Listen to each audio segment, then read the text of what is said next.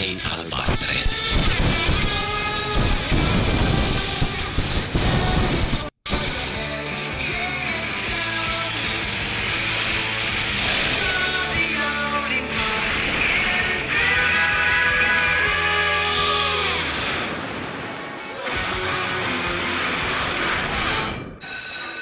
Câteodată, pur și simplu știi că va fi ziua ta bună. Fără niciun motiv, apare ceva special și te nimerește direct între ochi. Poate fi soarta, norocul, dar când se întâmplă, nu-i te poți opune. Și de ce ai vrea să o faci? Amice, dacă mai stai mult aici, vei fi făcut zob. Stai între 200 de copii și weekendul lor. Da, scuze. Edge crede că vor fi valuri lângă Long Beach azi. Îl vom întreba pe Simo dacă ne duce acolo. Aha. Ar fi bine pentru concursul nostru. Uite, am uitat romanul ăla englezesc. Mai bine mă întorc să-l Îl iau. poți lua pe al meu. Nu pot, mi-am scris notițe pe al meu. Tu ți-ai scris notițele Da, în engleză? câteva. Du-te înainte, ne vedem mai târziu. Bine.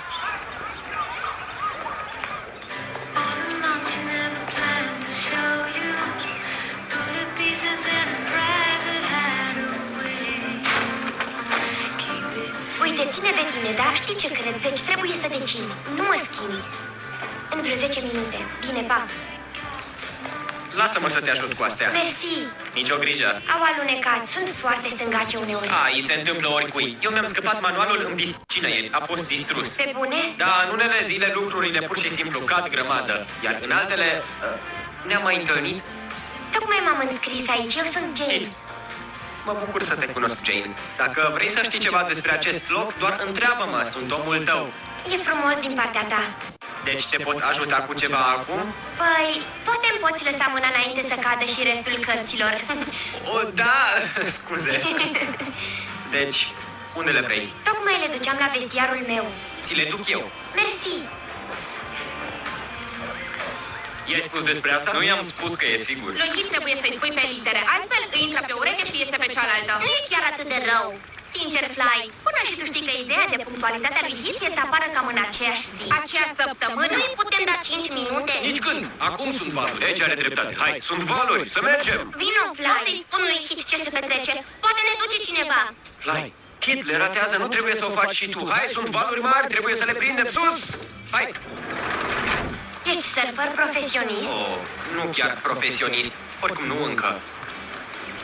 Sper să intru în circuit la sfârșitul anului. E grozav. Da, știi tu. Cred că e grozav să știi ce vei face cu viața ta. Eu habar nu am. Cred că te poți baza oricând pe Tarzan să te ajute. Pe cine? Tu, Jane, iubitul Tarzan. Se leagănă prin copaci pe undeva, nu? Ai un simț al umorului foarte ciudat, Hit. E o calitate sau un defect? O calitate, sigur. Grozav. E mașina mea. Mai bine plec. Și faci ceva în acest weekend? Învăț. Da, probabil și eu voi sta cu nasul în cărți. Atunci ne vedem luni? Sigur. Mersi din nou, Hit. Poftim? Mă pregăteam să mă leg înspre casă prin copaci. Ne-am înțeles sau ne-am înțeles? It, tocmai ai aterizat pe prima treaptă a scării spre rai.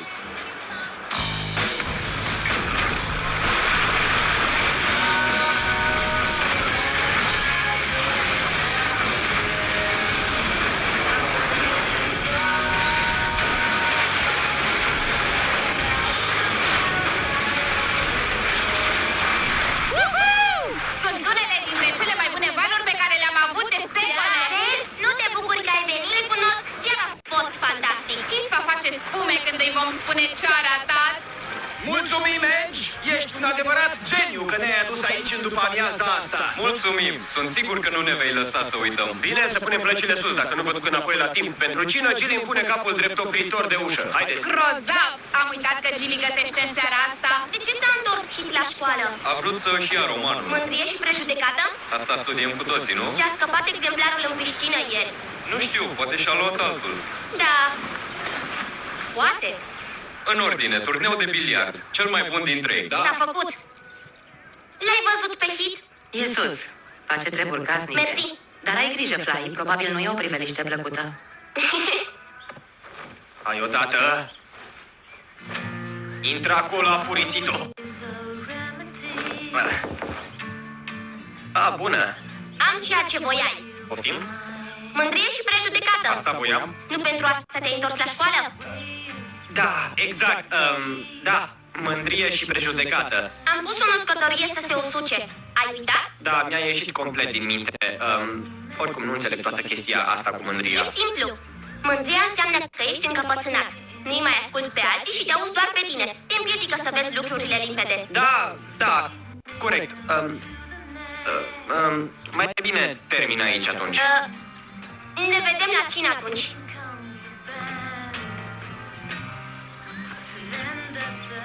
Aiuritule.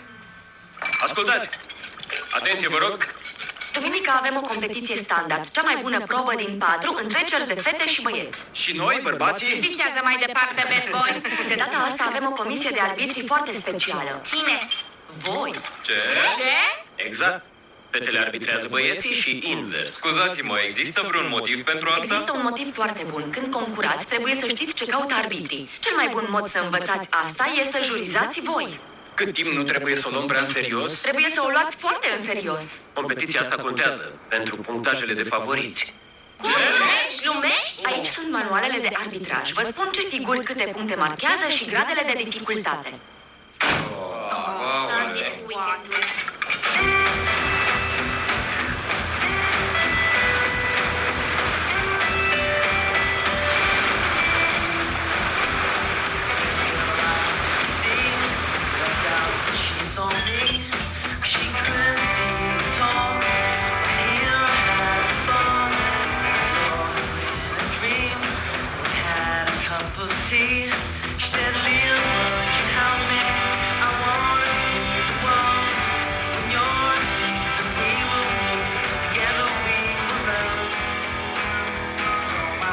Cum merge?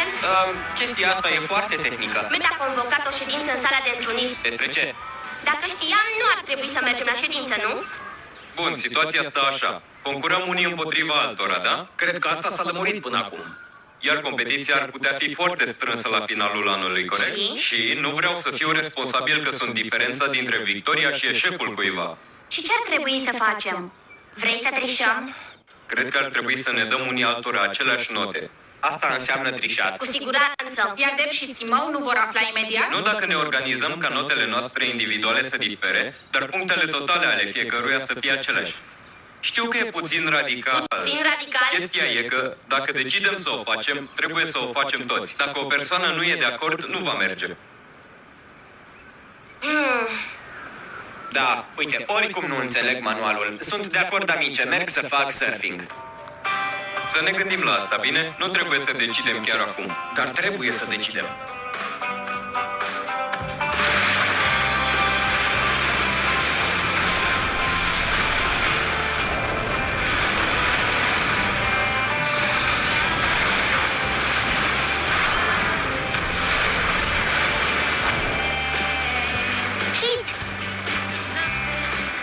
Vă vine să credeți? Soarta o aruncă direct în calea mea. Nu odată, ci de 2 ori. Cred că zeii chiar mă plac. Bună, Jane! Credeam că trebuie să studiez. O fac. Nu e nimic greu în a mă bronza în același timp, nu? Absolut nimic. Credeam că și tu înveți. Da, doar iau o pauză. Nu-mi pot munci creierul prea greu. Te-am văzut făcând surfing. Arătai grozav. Mersi. Mi-ar plăcea să pot face surfing. Cred că e fantastic. Poate te-aș putea învăța. Poate accept oferta. Grozav. Puneți oamenii să-i spune pe ai mei și stabilim o oră. Tot nu văd cum putem face asta să funcționeze. E simplu. Să spunem că voi îl arbitrați pe Edge, da? Lai și Ana îi dau 7, tu îi dai 6 și Perry 8. Iar media e 7. Dar când evoluăm noi? E simplu. Eu îți dau 7, Hit 6 și Edge 1. Doar schimbăm numerele între noi. Deci toți vom avea o medie de 7. Dar dacă cineva face ceva genial, va trebui să-i o notă mai bună. Asta e partea a doua a ecuației. Doar evoluții bune, nimic drăguț. Dacă începe să devină prea bine, cădeți. Ce părere ai? Nu am nicio idee mai bună. Bine. Suntem de acord.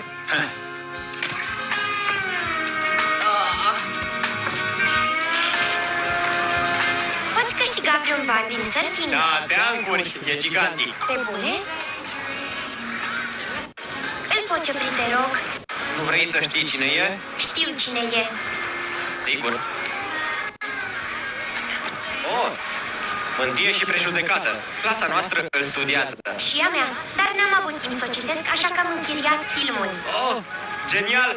Eu de ce nu m-am gândit la asta? Îl putem urmări împreună dacă vrei. Tu și cu mine? Dar diseară, pentru că mâine trebuie returnat. Da, ar fi grozav. Super! Strada Bay, numărul 13, pe la ora 7. Da, excelent, mersi. Te rog, dă-mi voie mie. Ești sigur? E o sarcină dificilă, dar cineva trebuie să o facă. Și tu ce părere ai despre ideea lui Matt? Nu mă dau un vânt după ea. Și atunci ce vom face? Intrăm în baluri. Va clarifica lucrurile. Sunt perfect de acord.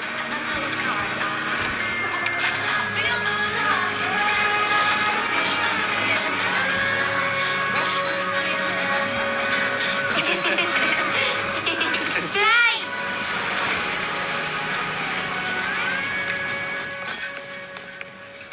Wow, hit!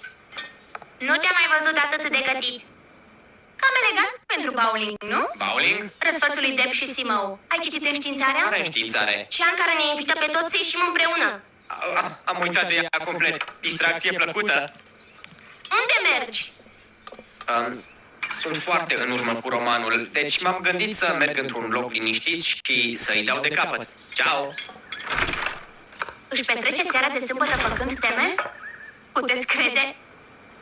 Nu chiar. Oamenii pot fi ciudați uneori. Oamenii pot fi și canalii.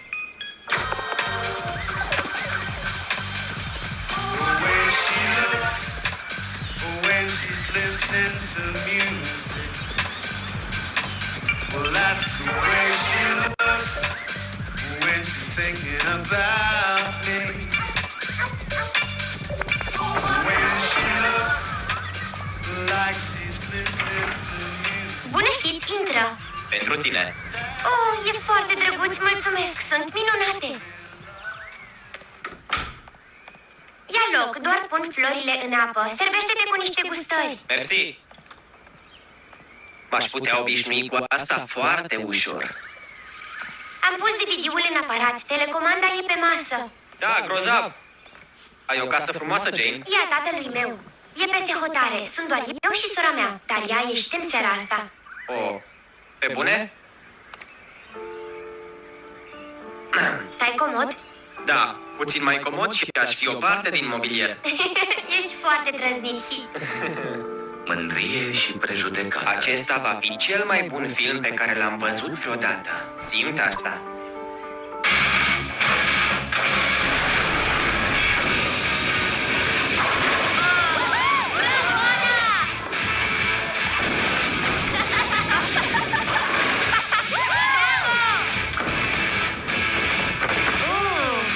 Ce ghinion! Da, în sfârșit ceva la care nu ești perfect. De ce o învățesc doar eu? Cu ce greșesc? Totul e în mintea ta. Totul e de la creier. Hai, Fly, arată-ne cum o faci. Nimerește tot, Fly!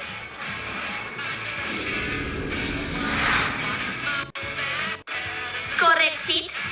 Prinde asta!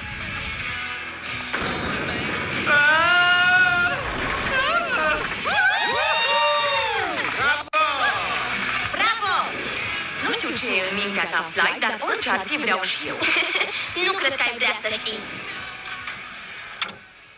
Deci, ți-a plăcut? Da, excelent. Totuși, tot nu înțeleg multe lucruri despre mândrie. Tu ce crezi?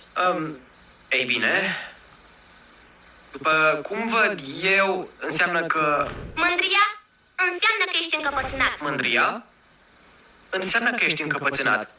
Și Nu-i mai asculți pe alții și te auzi doar pe tine. nu-i mai asculți pe alții și te auzi doar pe tine. Continuă. Te împiedică să vezi lucrurile limpede. Nu mai vezi lucrurile limpede. Așa crezi? Sunt destul de sigur în privința asta. Mai e ceva? Păi, mândria e un defect major. Hit? Cred că mi-ai spus ceva ce chiar aveam nevoie să știu. Ți-am spus? Mulțumesc! Nu știi cât înseamnă asta pentru mine. Îmi va plăcea să fiu prietenă cu tine, Hit. Presupun că există un rai undeva. Dar e greu de crezut că e mai bun decât asta. Eu urmez! Hei! Da! E totul în ordine? Da, Nu chiar. Te pot ajuta? aș vrea să poți, dar nu. Asta e între mine și Hit. Te-ai pus mănușa? Da. Doar voi nu mi-ați spus ce ați decis legat de ziua de mâine. Păi, ce-au spus Sunt ceilalți? de acord? Trebuie să-ți spunem acum. Dacă nu știi acum, nu vei ști niciodată. Dacă toți fac asta, sunt de acord. Bine, acum depinde de tine. Tot mi se pare că trișăm. Nu, ne protejăm pe toți de nedreptate. E opusul trișatului. Bine, sunt de acord. Bine! Super!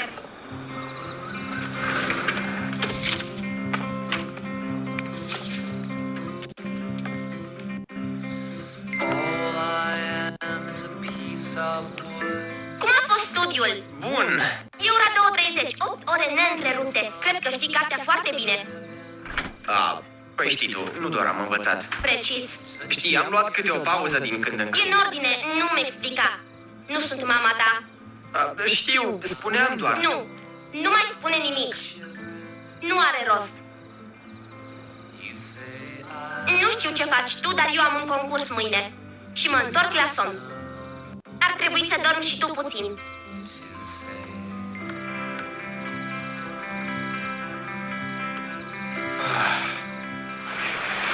Bine, fetele vor evolua, primele băieții vor arbitra. Punctarea e clară pentru toată lumea? Da.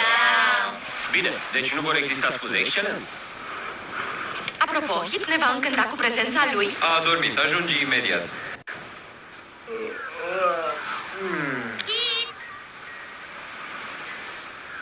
Hei!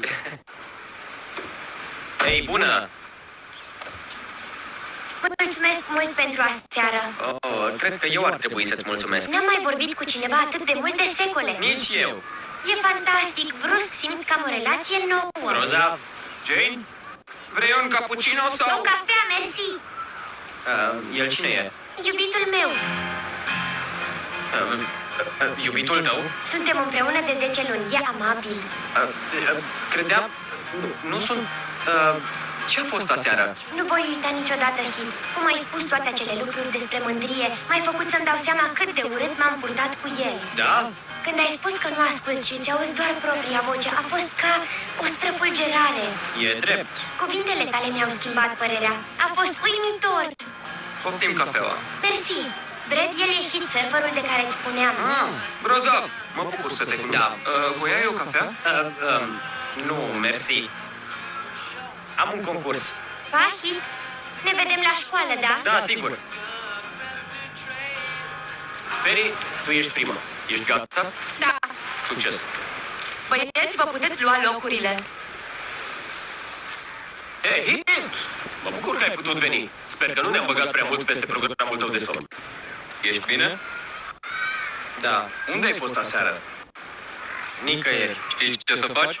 Spuneți-mi ce să scriu și scriu. Bine.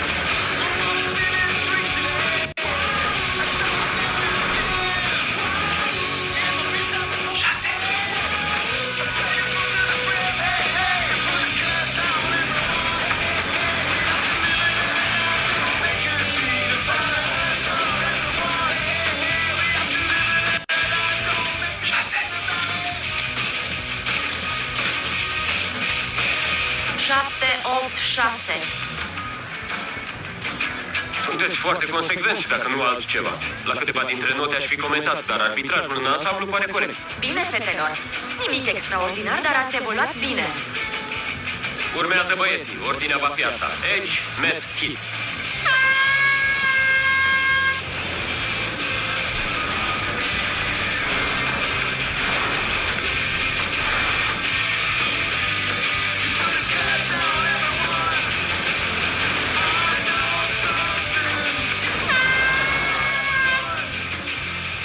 Hai, Hit! Du-te, vezi! Ultimul e norocos!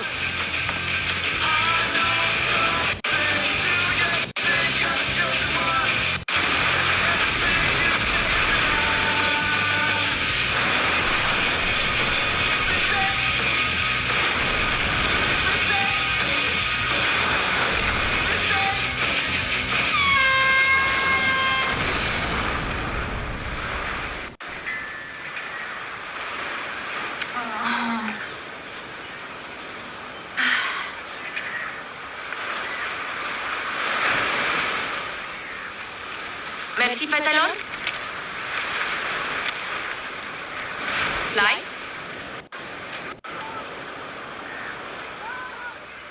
Înceapă distracția! Eu și Deb am văzut toate notele. Și destul de interesant, toți ați obținut același scor. Exact? Așa că să vedem rezultatele. Iată! 0! Exact, ați primit 0. Toți cu o singură excepție. Ah, Fly, felicitări! Ai primit o jumătate de punct. Nu e chiar un record mondial, dar e mai bine decât nimic. Nu pricep ce e cu zerourile. Aproape ați scăpat basma curată. De fapt, până la sfârșit, eu și Simo chiar v-am crezut. Adică până la ultima evoluție de azi, a lui Hit. Evoluția ta a fost printre cele mai slabe pe care le-am văzut vreodată într-un concurs. A fost atât de proastă încât a fost spectaculoasă. Și nu puteți fi atât de falși, nu, Fly? Așa că ai dat nota 2. Așa e? Regret, amici. Și înainte să o învinuiți, nu Fly v-a dat de gol. Dacă voi trei ați fi dat cel mai mic punctaj, eu și Simo am fi crezut totul. Dar ați fost prea prinși în micul vostru plan. Nu mai puteați face nimic. Bine, vom relua concursul weekendul viitor. Și pot sugera ca data viitoare să o facem cum trebuie.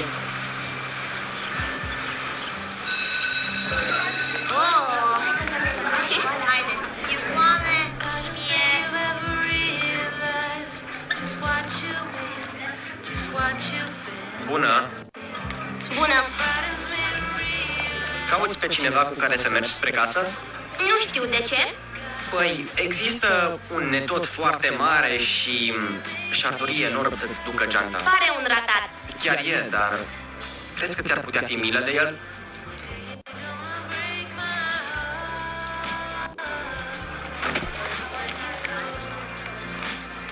Voiam doar să-ți spun că ce ai făcut ieri la concurs a fost destul de îndrăzneț. Nu prea. De la începutul evoluției știam că exista o singură opțiune. Cred că am fost destul de slab. Destul de slab. Am vrut să spun și că sper că putem fi încă prieteni. Sigur. Prieteni adevărați, cum eram înainte. Înainte să o cunoști pe Jane, Știi despre ea? v-am văzut împreună pe plajă. Oh, Ești foarte bun la aplicat loțiunea. ah.